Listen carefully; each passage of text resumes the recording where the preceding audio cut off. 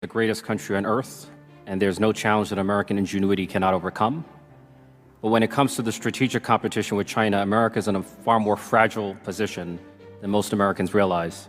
And China is a far more formidable rival than most realize. And so there's a sense in which we've been lulled by our superpower status into a false sense of security. And I want to ask about a few areas, starting with critical minerals. Dr. Campbell, do you agree that critical minerals and rare earths are central to the defense and decarbonization of the United States? Yes. Which country controls almost all of the world's rare earth mining? China, and as you understand, I know it's not just the... Well, you're anticipating my next question. Which country controls almost all of the critical mineral processing and refining? China.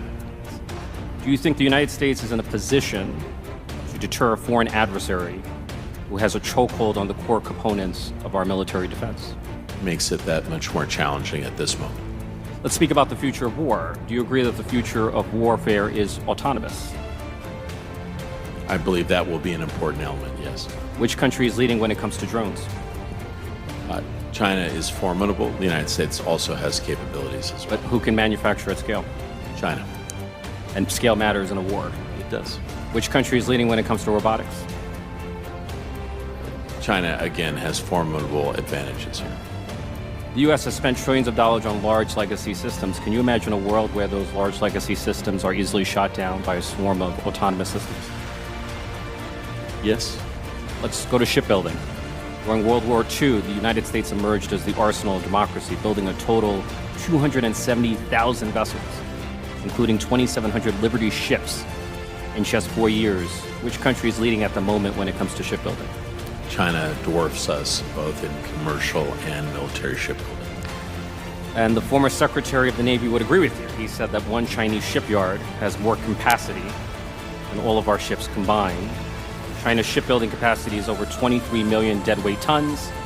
The United States, less than 100,000 deadweight tons. The difference is a multiple of 230. Do you think the United States is in a position to deter a country that has 230 times more shipbuilding capacity than we do? I think over the long term that becomes more challenging, yes. Energy, the future of energy. Solar is emerging as the dominant driver of new energy generation. Who is the leader in solar? China. And China not only has an advantage in a single stage of production, it dominates the whole supply chain for solar energy. Is that correct? That's correct. I'm not really sure what my role here is, just to say yes. No. All right. But that's, I think the point that you're making. But I'm going to summarize, and then I'm going to ask each of you to... All right. So, but because I think it's important. The depth of America's vulnerability is poorly understood, even here in Congress, I feel. But China controls the critical minerals core to America's defense and decarbonization.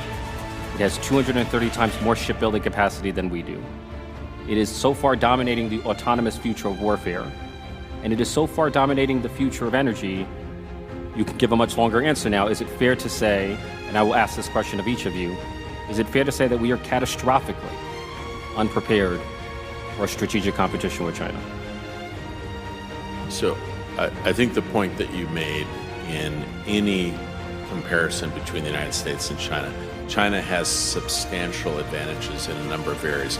We didn't talk as much about technology, which I think is the key area that we have to worry about. You also touched a little bit on manufacturing. We're slightly ahead in AI.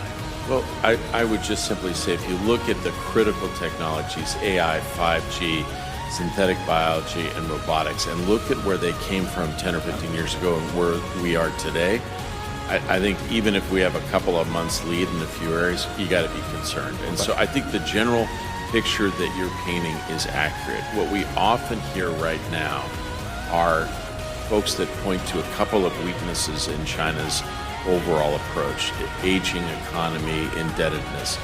The truth is China has substantial capacities that we're going to have to deal with, and ultimately they do have significant advantages in a number of areas that are going to be critical. So I'm completely aligned with you. Although speaking of indebtedness, we, the United States, are presently spending more on